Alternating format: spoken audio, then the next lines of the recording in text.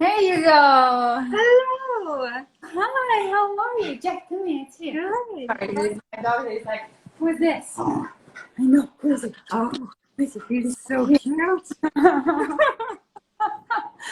How are you, Jessica? Good. How are you? I'm good, thank you. I love all the greenery behind you. It's beautiful back And I there. like a forest. I love plants, and since now I have time to stay home and actually water them without like killing them, I was like, yeah, let's do it. Yeah, I definitely don't have a green thumb at all. It happens. It happens. How are you doing? Great baker. Um, I am good.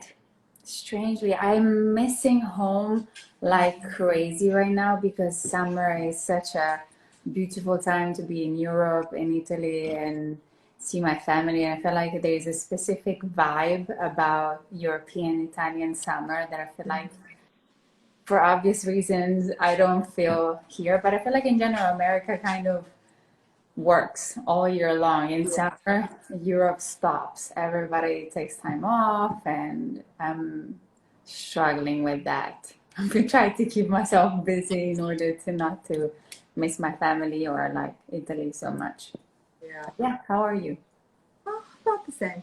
Except I don't have the experience of the beautiful Italian summers to draw from. But I But think traveling, I've definitely been enjoying the beaches here. nice, And that's something I think before this time, I never sort of, I probably took for granted quite a bit.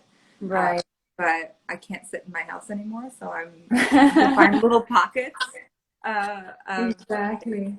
yeah, but being outdoors has been sort of my saving grace of just enjoying the sunshine and, I you know, bet. that stuff. Yeah, the beautiful thing about Southern California that we take for granted most of the times, and I feel like we are getting to appreciate Yeah. now. Uh, Nice. well, I'm very excited to talk to you because there's so much like I feel like, right now there's a lot going on in the world and to sort of embrace the positivity that we can. So like some wonderful news that you had during this time and which we'll Yeah. talk about. But before we get started, I always like to start with an organization that whoever I'm talking to is passionate about and wants to highlight. So I've gone ahead and go ahead and talk about it before I. Yeah. Okay. Oh, yeah. It's basically Catania's Red Cross, Croce Rossa di Catania, which Red Cross is all over the world, but I feel like I specifically chose Catania because it's where I was born. And during the pandemic, I feel like I realized how much support um, Americans were getting, or at least the most of Americans were getting, people that lost their jobs, that had the opportunity to get unemployment, and then a big chunk of money of unemployment. And I feel like in Italy, everybody just got 600 euros, and that was it. So some people had mortgages to pay, some people didn't. Some people really like didn't have any more money to put food on their table. And I feel like the Red Cross, which normally doesn't really do this kind of services, started buying grocery shoppings for families and allow people to eat. So I have a very dear friend that has been volunteering with them for many years. They have 1,000 volunteers. Only two of the positions of the people that work for the Red Cross get a salary. Everybody else is a volunteer. So I really love their goal, their scheme, like the way their charity is organized and what they're doing in this specific time. So I decided to support them on doing these cameo videos, and everything that I make through that goes directly to them. And yes, I've received like help from another group that donated some money to the Red Cross on my behalf. And yeah, so this is the one. Amazing. So I pinned it here in the bottom of the conversation. So if anybody goes to the link, they can donate directly to the organization because some people were asking Right. how. So there Yeah, you you can go. donate through PayPal is very easy, and obviously any amount is incredibly helpful. So thank you for letting me talk about them. Of course. So I was very excited to catch up with you. And like I told you, so many people sent in so many questions. And I think like just from this, they've sent more questions in than the last 29 of my chats had combined. What? Like Wow, hundreds. that's amazing. Yeah. Yeah, the fans of Grey's Anatomy and Section 19 are amazing. They're so present and active and loving. There is a group that supports Danielle and I, and they bought a star, like they got a star named after us. So this is the level of love that we're getting. We're getting smothered with love. That's So, amazing. So there were so many questions that I think I feel like it's important to start because there were so many story questions in terms of where the shows are going. And from what I know about the process, I imagine they're all still writing. yeah. And you probably don't have the information, or if you do, you're not allowed to divulge it at this point in time. And from previous experience, it changes as we go. So some stuff that is supposed to go in a certain way at the beginning of the season then changes and drastically towards the end of the season. So yeah, all of this. Great. So I just wanted to let anybody who was watching and looking for those answers, just so you know, we probably won't have those sort of answers here. But the thing that I'm excited to talk about is sort of how you got started, because it wasn't the conventional, like you were pursuing acting right away. Tell us about that. Okay. Well, where should I start from? I feel like, well, I used to be a professional dancer. So I definitely didn't start pursuing acting. And then I moved to Los Angeles and I realized that I didn't want to keep dancing here, and I took an acting class, and I felt like, wow, this is what I want to do. This is what I want to learn this, and I want to become better at this. It felt like an extension, or like of what I was doing before. Like performing as a dancer was great until a certain time, and then I felt like I needed to do more, and I felt like acting was the right step to take. I tried to work behind the scenes, didn't like it. I tried to choreograph, and I tried production, but I was like itching to be on stage or on set. And I decided to stop dancing completely and dedicate myself to study acting, and obviously I became a waitress because it's not that, I mean, some people decide and start working, but that obviously wasn't my experience. And yeah, well, long story, I managed to get, so can we talk about casting director workshops and this kind of stuff? Yeah, I do want just to take it back because, you know, you sort of have a unique perspective and experience because you did come from a different country to whether pursuing dancing or acting. When you made the decision to start acting, did you already have a visa or like what was your paperwork situation to be able to work? Very good question. So my visa only allowed me, I had an O1 visa, which was given to me because of my dancing resume. So I got here and all I could do was dance. Oh, there we go. I could only dance, sing, or act, but the acting was mainly supposed to be like stage acting, like musical, something that involved dance, because the main reason why I got the visa was for dance. So even for film and TV, it was a little murky. I didn't know if I could do it with my O1 visa. So that's very hard to get, harder now than it was before, but yeah, I had an O1. Then eventually I did 2 very big jobs. I ended up getting a green card, but that happened like 3 years later. I did several dancing jobs. I did a big commercial for a big brand, and so I got my green card. And then so basically I feel like it's hard coming from a different country, or maybe coming in from a different state in America, to even know where to start from. He's like, yeah, I want to be an actor, but what do I do? So there's the websites. They're accessible to everybody, which is Actors Access and Casting About? Or Casting Network? Yeah, but I feel like you can subscribe to those and get breakdowns of smaller auditions, and that's what I started from. So I started submitting myself to either music videos or short films and student films, and I booked my first student films, and you start building like slowly. Everything was unpaid, obviously, and you start like slowly start building a network. Then acting class. In acting class, you meet actors that have been in the industry for more or less time. One of the actors that I was in acting class with was doing a short film, and he asked me to be part of it. So that's where I got my second project, and slowly I started building enough material to build the tiniest show reel. And with that, I started cold emailing a bunch of agents, massive one, medium ones, and lower one, because obviously coming from a different perspective, the sky's the limit. You have no worry, no problem about reaching out to a huge agent. Thing that I probably wouldn't do now, knowing how it works. But then I heard from one of the agents, and I worked with him for like 6 months. I got a music video through him, and then kept going to acting classes.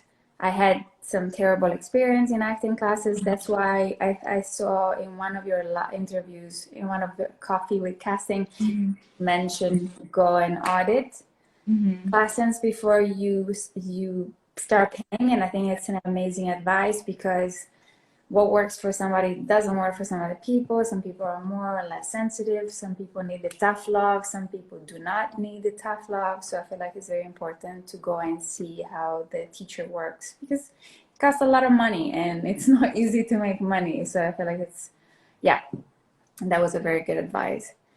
And yeah, a lot of frustrating times. But I feel like every time that I was about to quit, because I was like, I can't do this anymore, I got a little glimpse of hope. Something would happen that will give me strength to keep going. Either like a student project, or a friend that tells me I want to do this, or do you want to be part of it? Like something that kept me going.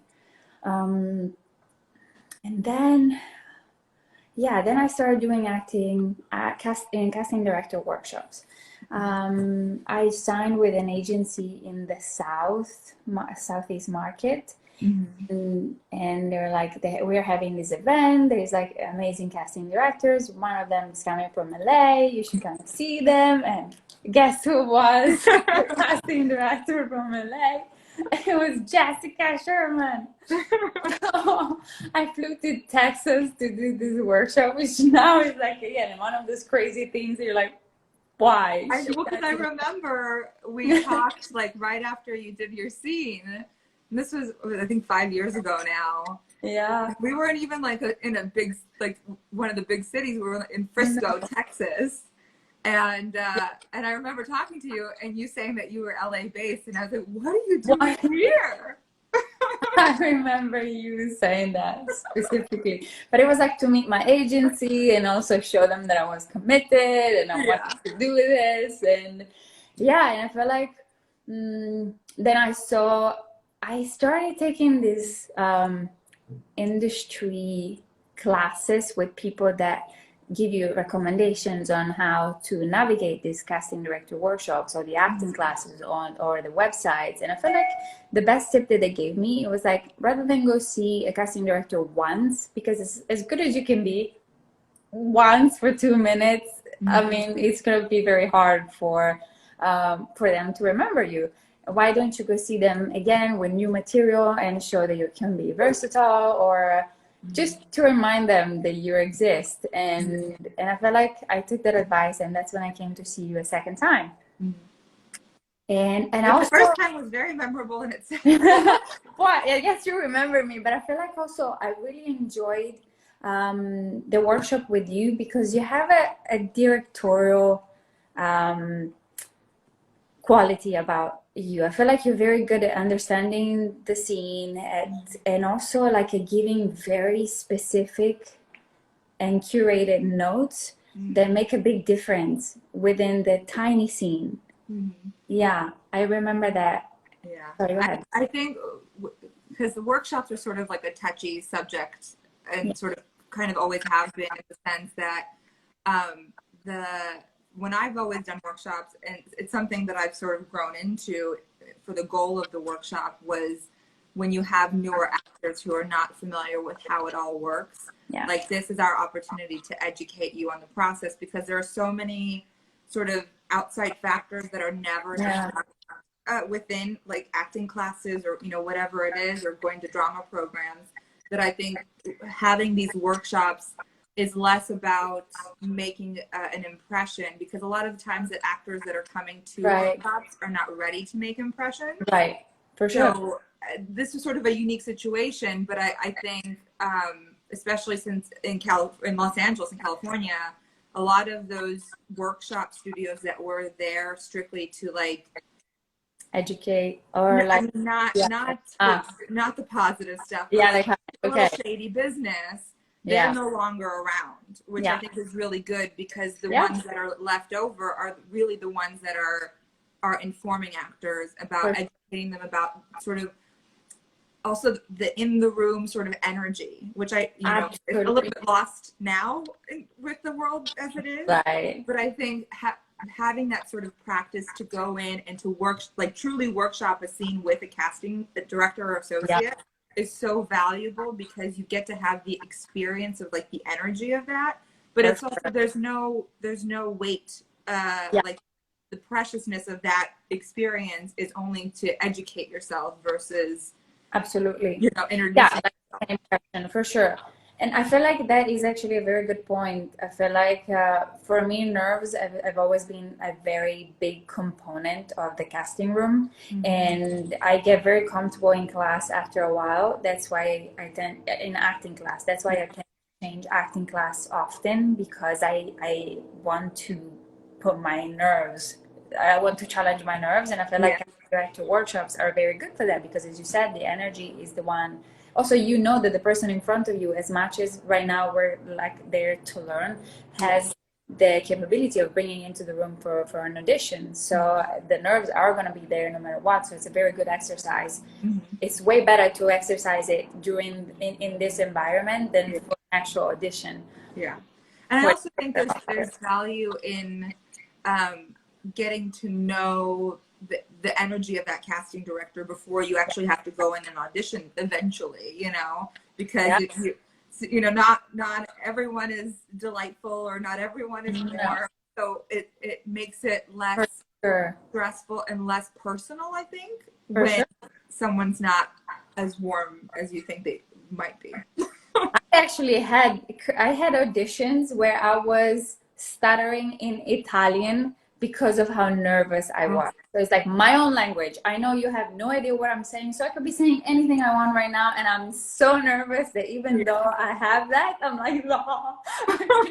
And the casting director was the nicest person. There was not even a camera. I was like doing the scene with him without a camera, and it was so sweet, and I was just like, wow, this is so nerve-wracking. Yeah. No, what do you think has been sort of the biggest challenge for you over the years? Because I think that there's sort of that expectation when you come to LA and you're pursuing it, is that it'll pick up right away. Yeah. And I think that I guess the question is more what, but where's the question? It's not coming. The question is, you know, before Grey's Anatomy, before that opportunity and that booking came to you, you were probably really focused on actively auditioning. How do you keep yourself sort of motivated and inspired in between the auditions, in between the episodes even? Okay, that's a very good question. So, because I have an accent, I don't know if you've noticed, but my auditions weren't coming as often as they could come for somebody that has an American accent. And so the pressure and the anxiety that I put on each one of those auditions was humongous, because I knew there was going to be few months sometimes before my next audition came along. So I feel like acting class was really helpful. Casting director workshops were really helpful to exercise that muscle and to start caring a little bit less and put a little bit less pressure. Caring less in the sense of, if I don't book this, I'm still gonna eat tomorrow. Yeah. My family's still gonna love me, and the world doesn't end. So Yeah. put the things under perspective, because we put so much pressure on ourselves, and also our families don't necessarily realize how hard it is coming from different cities, different countries. They just think Just a different industry completely. that exactly. Yeah. And it isn't like that. You know, for me, also picking up a hobby that was outside of the industry was very healthy. I feel like sometimes talking about the industry and thinking about the industry all the time felt a little bit poisonous. So picking up gardening or walking my dog or just drawing or getting passionate about a charity or something that isn't necessarily consumed Right. felt very good. Yeah. Yeah. And I think that that's probably when other things begin to sort of take, like your acting stuff begins to take off, because Yeah. you're not putting all of that pressure on every single opportunity. Yes, 100%. I believe that. Like the more you, there's like a very nice book that I always recommend called The Big Magic by Elizabeth Gilbert. It's like a self-help creativity book, and talks about how momentum generates momentum, and being stagnant, just the worrying about what you've done wrong or what you could have done better, it doesn't really bring you anywhere. And just literally getting passionate about whatever stamp collection can unblock things for you and just make the whole situation flow a little bit better, a little bit more organically. Yeah. I want to, for Grey's Anatomy, was that your like first professional American job? So I got a USA Network guest star role in New Orleans. It was like a 2 episode thing for a show there, and but nothing in LA. And then okay, I need to tell the whole story because it's so good. So I go to a casting workshop with you. I do the scene. I feel like we had a very strong connection, and then I get an email from you saying, Stefania, I feel like you are ready for like a better representation. Here's a list of 10 manager and agents that I work with that I think could be interested in talking to you, and I've already told them that you might. And I was like, what? Like, that email felt like a massive Christmas present. I literally could not believe my eyes when I read it, and I was like, okay.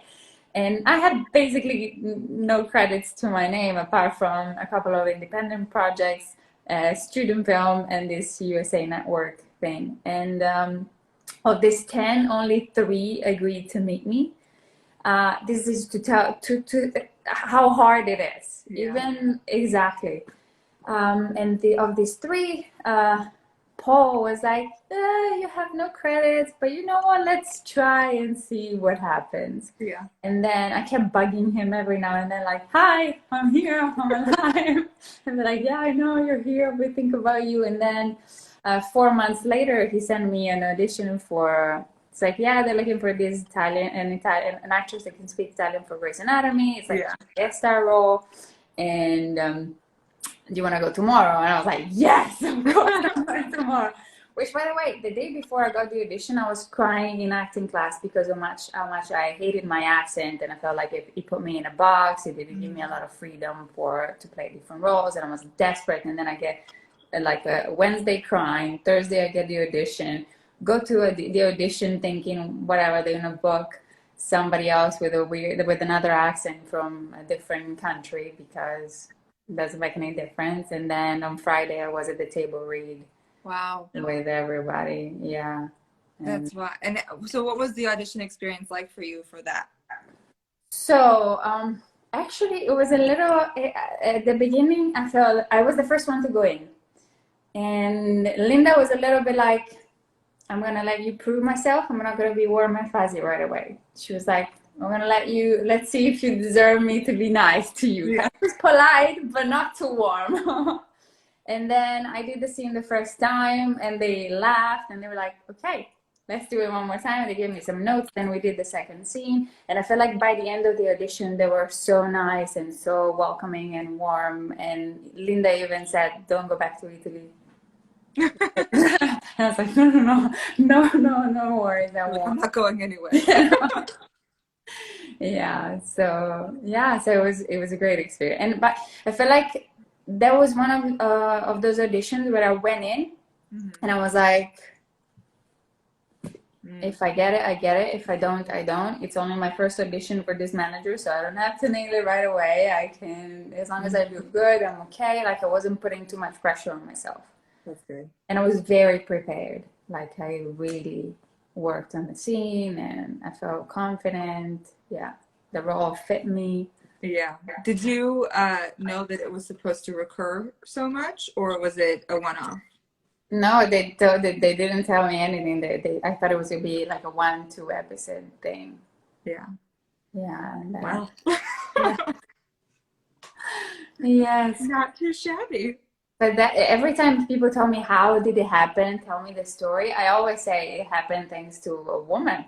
And I feel like that's you. If it wasn't for you, I never would have started working with Paul. If it wasn't for Paul, I would have never gotten the audition. So Well, yeah, I'm so happy to be part of your journey in yeah, which way. So absolutely. it gives me, like, when you posted the thing about you got up to a series regular, like I think I woke up to that message or that post and I was beyond overjoyed. No, thank you So so happy much. for you. Thank you so much. Yeah, it's amazing, especially this time where it's like having a job and a job that you love. Oh, wow, it's like such a luxury. Yeah, that's amazing. Yeah. Do you know if you'll still be able to sort of cross over to Grays even though you're full on there? So I think so because I still have the relationship with my brother there. Yeah, I well, just because I don't know like what the storyline is going to be, but in terms of all of the COVID-19 precautions that they'll have to take into place in terms of actors going to and from different sets. Yes, there is a lot of precautions in place. I feel like they're still fine tuning every detail, but I feel like it's gonna be hard. I don't think there's gonna be as many people crossing over because of the reason. But they've also announced that they're gonna deal with the COVID outbreak even on the show. Okay. Well, I mean, in the medical scope, it makes sense. It makes sense, exactly. Well, that's Which good. is also good because we'll probably wear masks and it will be safer for us to be on set also because of that. Because right now, like everybody else will be wearing masks and protection and we won't be. So we're the ones putting people in danger. So it's a big responsibility. Although we'll be tested all the time but yeah. That's crazy. What was the first thing that you did when you found out that you got up to a series regular? I actually look at I was like, I want to do something amazing for my family. So I looked at it like a boat holiday for the whole family to just take like a week and go to sailing somewhere all together. Oh, that's beautiful. Yeah. That Yes. sounds so nice. I know, not now, unfortunately. It'll have to be like maybe next year, but In the future, yeah. exactly in the future. Just because it's I don't know if you'll know, but just because so many people ask, like, what are you hopeful in terms of your character that they'll be able to touch on now that you're full on there? Yeah, it's interesting because I feel like it's a firefighter show and I'm an OBGYN, so it's like it's gonna be interesting to fit a full storyline into that. But there's a beautiful relationship with Danielle, with Maya's character, which obviously will be a big part of my presence in Station 19. But I feel like there's also room for a lot of medical stuff tied to their firefighting thing. There is like a special unit because there's also another surgeon that became a firefighter on the show. There's like talking of like creating a unit where there's doctors that can help like at the scene of the fires right away without having to wait for ambulance and stuff. So I feel like maybe there's some room for Karina in there. but I'm sure they're gonna find. We actually had my first meeting. I didn't know, but you have a meeting with all the writers when you become a series regular to talk about your hopes and inspiration for your character. And it was so good. They ask you so many questions, and it's like, okay. And yeah, also like if you have any sort of hidden talents that they could incorporate, like that was something that I didn't realize they did on previous shows that I worked on. uh-huh. They try to use whatever skill set that you have Yes. with your character. Yes. I mean, I yeah, they do try, and I feel like I don't know what's gonna happen. But yeah, it was so fun. It was so interesting. I've never had that experience before, and we had it on Zoom because obviously we're trying not to meet people in person. So that was very interesting. It's just so many talented minds creating crazy stories. Yeah. So you've been part of, like, as a casting director, you also you go to table reads, I guess, for sure. You can. I all of the TV that I've worked on has shot in Canada, so I've never been in the area where they're having table reads. Right. But I think when we've done pilots in the past, that even if they shoot in Canada, they record and you can watch it the feed live. Uh-huh. So that's been fun. Amazing. So Yeah. good. Yeah, it's definitely an education. That having worked in TV, they usually put casting in like the writer's production office. So when we start, the writers are usually about halfway through their process, and they've broken out to write their scripts at this point. Mm-hmm. And then when we're halfway through casting the season, the editors move in. So we sort of have this really unique perspective of seeing where the story starts before the actors get involved and they shoot, and where it ends once the editors jump in, and how they sort of mold it based on performances. Yeah. So it's I think it's sort of a fascinating place to sit in and witness both sides of it, and because I never knew that they met with series regulars until I worked on a show and I saw them do it, and so like, oh, that's fascinating. That's smart. Exactly. Yeah, it's so fascinating how sometimes even if something is so clear how it is written in the pages, but then once the actors and the directors get together in the space, how much it can change, although you're using the same exact words, because of the performance of, like, the little nuances that the actor, the director can add to the material. And then the editor puts his own twist, which is funny. Yeah, on Grace, there's sometimes that have been seen that we have shot completely, like the episode is finished, and then like they change something that changes completely the following episode and the storyline after. Like people break up and then they don't break up anymore, and then they're supposed to, and it gets edited out. Yeah. I'm curious, just from your point of view, being on a TV set and having all that experience, how is it adjusting? Because every episode is probably a new director. What is that experience like, and how do you sort of make it work for you? Yeah, I don't love that, if I have to be honest. But there are some fun aspects because you get a fresh perspective from the director that hasn't worked with you before and has watched the material, and he's like comes with a very fresh point of view. And I feel like that's the most exciting part of working with a different director every episode. I feel like, especially with the younger one, I think there is this there is a little bit of a fear. Some actors can be very intense and very hard to work with and not very collaborative, especially if the season has been going on for a long time. So I feel like a lot of directors come in and they're a little bit like, can I say we're walking into? Exactly. And so I love just going like, yay, let's work together. And I feel like Danielle and I are very similar like that. I love notes. Yes, I love collaborating with directors. I love hearing their opinion. I love, the more specific you are and giving me notes, the more I'm happy. I don't like when people just tell me just do it differently, because I'm like, what? There's so many options. Yeah, exactly. So yeah, it is fun. But I also I haven't worked in that many film sets, Mhm. especially not very many big ones. I did a small part in Ford versus Ferrari, which was Yeah. great. Um, but it is a very different experience. But like James Mangold is a super New Yorker. He's very like Yeah. That's great. a major difference is in film, you do the same scene 50 times. In TV, two takes and you move on. So you have to be very prepared and like know where you're going, how you're moving, because then you have to repeat it for the other angle, camera angles. Exactly. So that was the main thing, the main difference. That's was there anything that you did differently in preparation for sort of how you shifted it for film? Also working in Italy, you've done film there, right? Yeah, I did a comedy there, and yeah, a lot of difference as well. Okay, so a big difference is also in the. I feel like it's important to know what your role does in the story.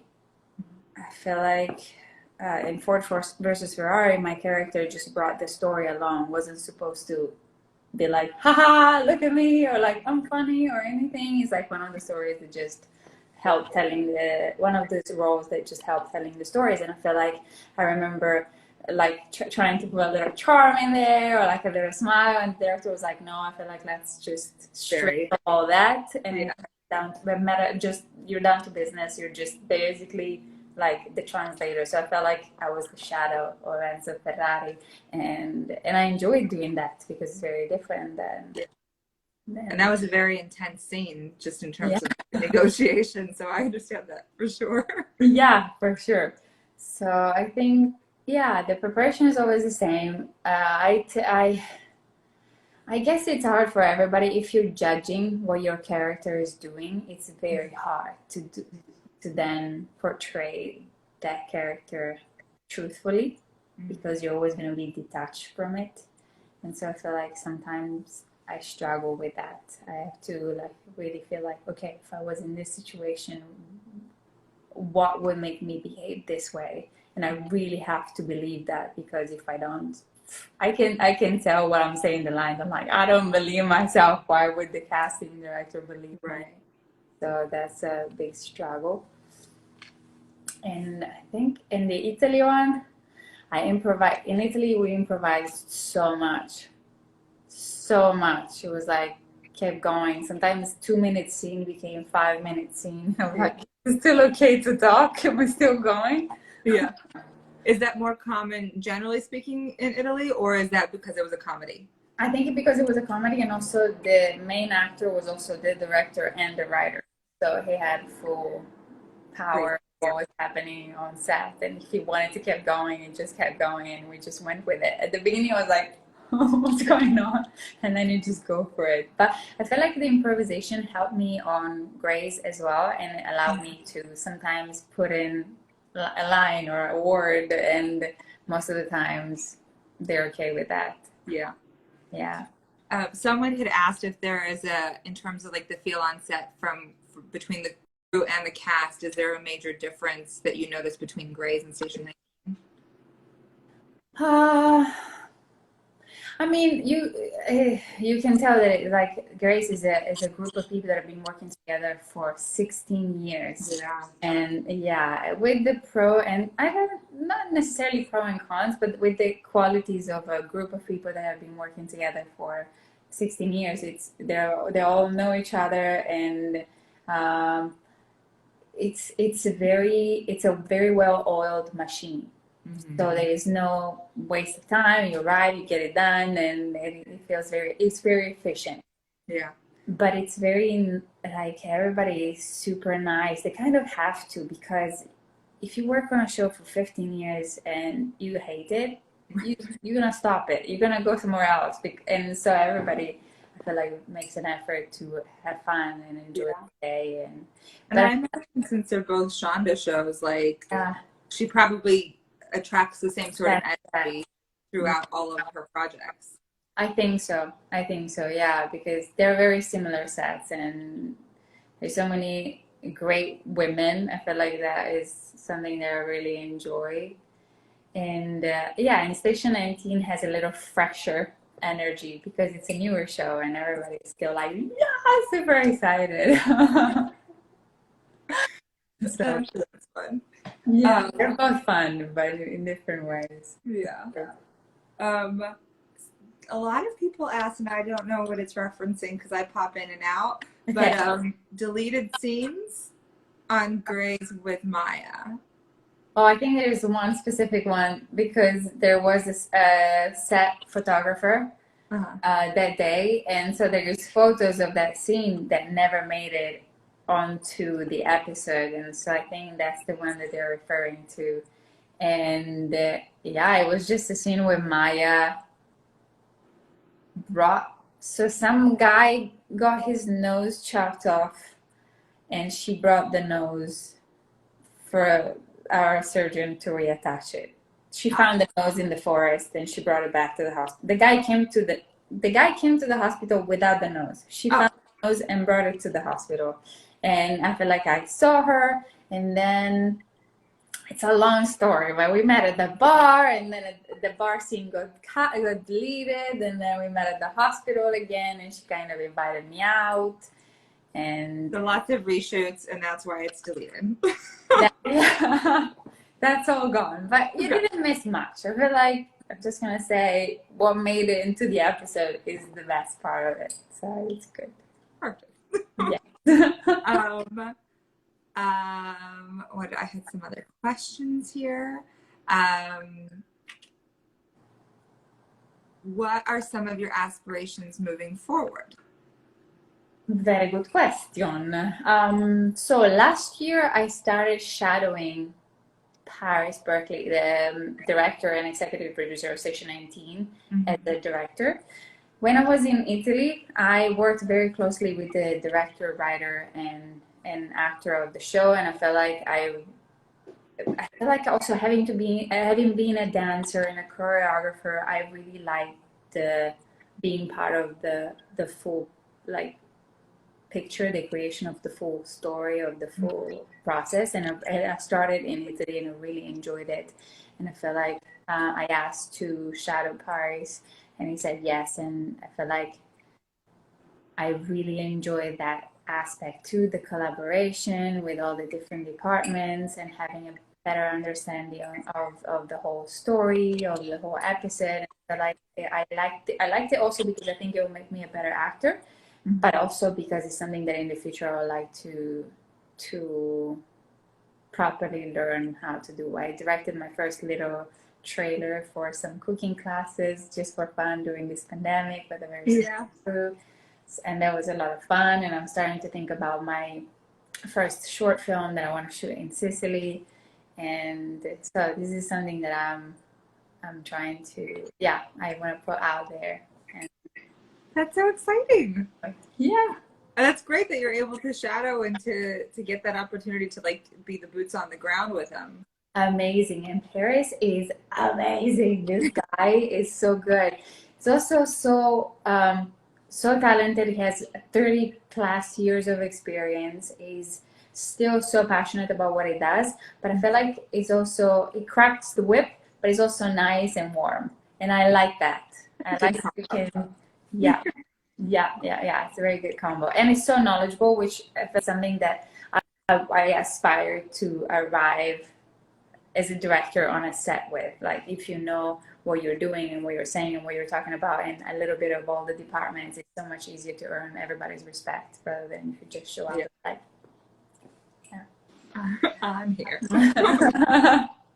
Yes. That's so funny.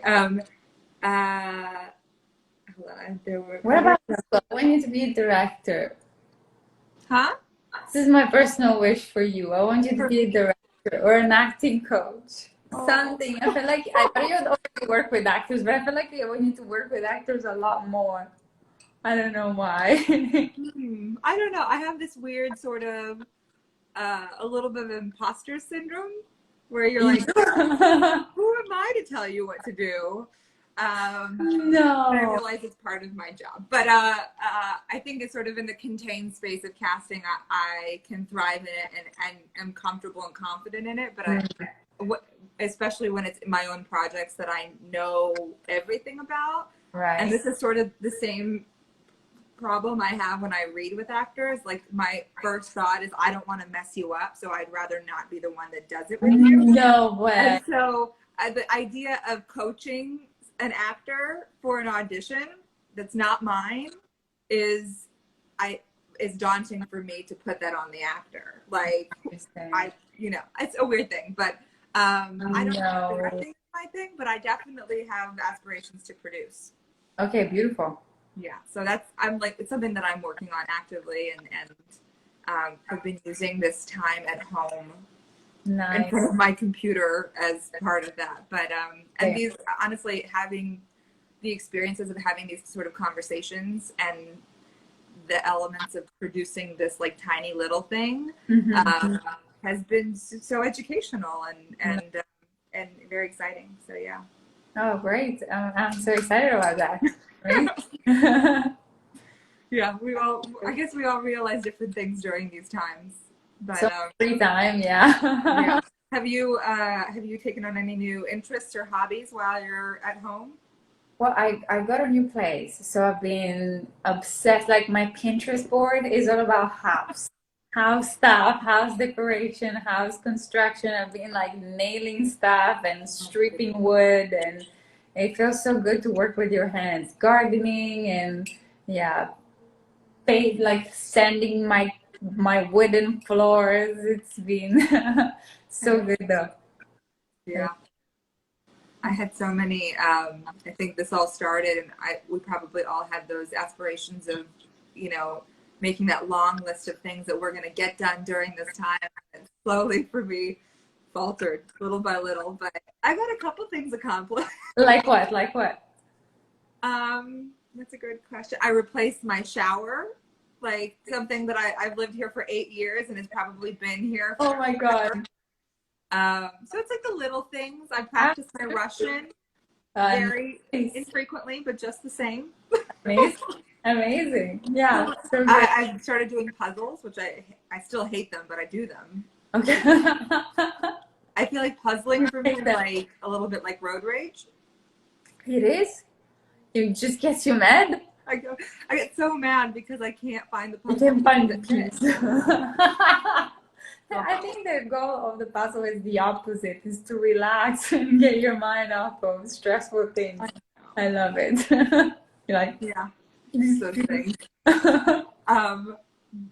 Just because it's something that I like to ask everybody I talk to, if there was like a piece of information that you like best sort of, if I knew then what I know now information, what would it be? Okay, so there's part of me that wishes I didn't know some things now, like the agent thing. Yeah. I feel like sometimes not knowing how hard it is, not knowing how many doors you're gonna get, like it's just the l'incoscienza in Italiano. I don't know how you say it in English, but like kind of like you're willing to take more risks, exactly. Not knowing what's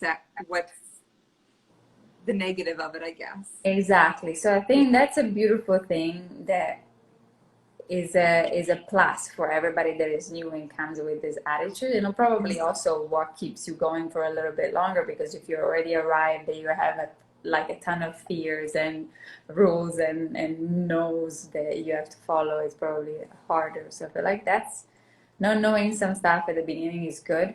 Something that I wish I had known,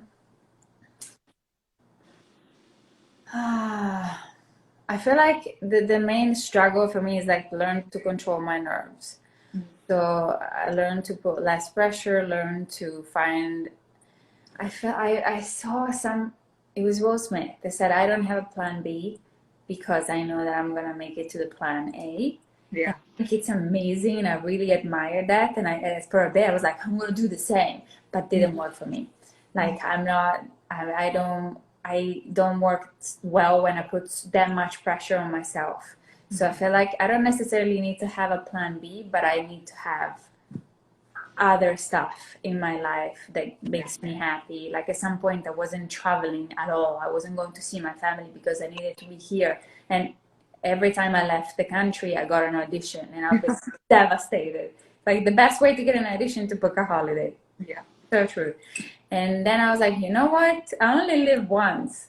And if the job has to arrive or the audition has to arrive, it will arrive when I'm in LA if it's the right one. If I'm home with my family, it means that it's not the right one. Yeah. So just take it a little easier. Yeah. Trust the process a bit more. Yeah. And I think that the thing, especially now moving forward, is that everything is going to be virtual, right? Everything is going to be self-tape. So I think there's a bit more freedom. Yeah. And this is not just related to actors, but like you see companies that are not requiring their employees to come in to the office anymore regularly. So I feel like I've seen so many people that are just up and moving to wherever they want to live that will give them joy and happiness and Amazing. you know, I think all of the stuff that's been happening has been so horrible, like as the big picture, but trying to find space to appreciate and value the things that you kind of are realigned to is so important. Yeah, for sure. Yeah, for sure. Yeah, the most important. But yeah, now I feel like a big advice from you could be like how to, like, is there any set rules for self submissions or like self tapes? Is it like some big no's, something that you shouldn't absolutely do, or is I it? mean, I think every casting director is going to have a different opinion on unsolicited self tapes. Right. So there's a risk that you take, and I've talked to so many actors that like their one opportunity came from that risk that they took, you know. Wow. So I don't ever want to squash. Discourage. Yeah. Yeah, because I think you never know what's going to happen, but I think it's definitely about reading the room, whether virtual or not, of doing your homework and getting a sense of the casting director. If Right. you are trying to get in touch via social media, making sure that casting person created an open space for actors to reach out, or if it's a private page, don't request to be their friend because it's private for a reason. Right. So I think it's being mindful of all of those things is very, very important. But also sometimes you do have to take a chance. I'm like, I can't tell you the number of cold emails I've sent to directors and producers just to see if I can get a meeting as a casting director. Right. So you just never know, and you have to, like, that bit of like ignorance is bliss sometimes. That you can strike gold when you least expect it. Yep. 100%. 100%. And also, like, I feel like it's important to be creative with the way you reach out to people and respectful. And respectful and creative. Yeah, an email, like, you can totally ignore it. It's not like that aggressive. Obviously, don't show up to people's houses, but and don't email 30 times. It's like like being. I think it's having common sense when you do those things, because it's not for us as casting people. Like, it's not about just showing up in our inbox over and over again, because having that sort of name recognition is not always a good thing. Sure. And it's not going to be efficient for you if we are not looking for something specific at that time. So like it may come in and out of our brains, if the timing isn't right. Absolutely. Yeah, I like that. I'm going to turn, everybody was yelling to turn off the comments, but I'm going to turn them on again, just so everybody can see the link Very nice. to the Red Cross. So for people that can donate and are able to, please copy and paste that link into your browser and donate a little bit of money. But we're basically at the end of our time here. That went by so fast. It did. Oh, wow. I just saw the clock. Amazing. Yeah. Nice. Oh, so good. Yes. Thank you so much for being game to do this. And then see Jackson's there. Jackson, hi. Oh my God. Okay, you tell who you want to tell who Jackson is? You can do it. No, no. So I used to be a dancer, and Jackson is a very good friend of mine that I used to dance with, and now he's in Shondaland. Is in Magic Mike show in Vegas. There you go. Sending love to you both. Grazie, Jackson.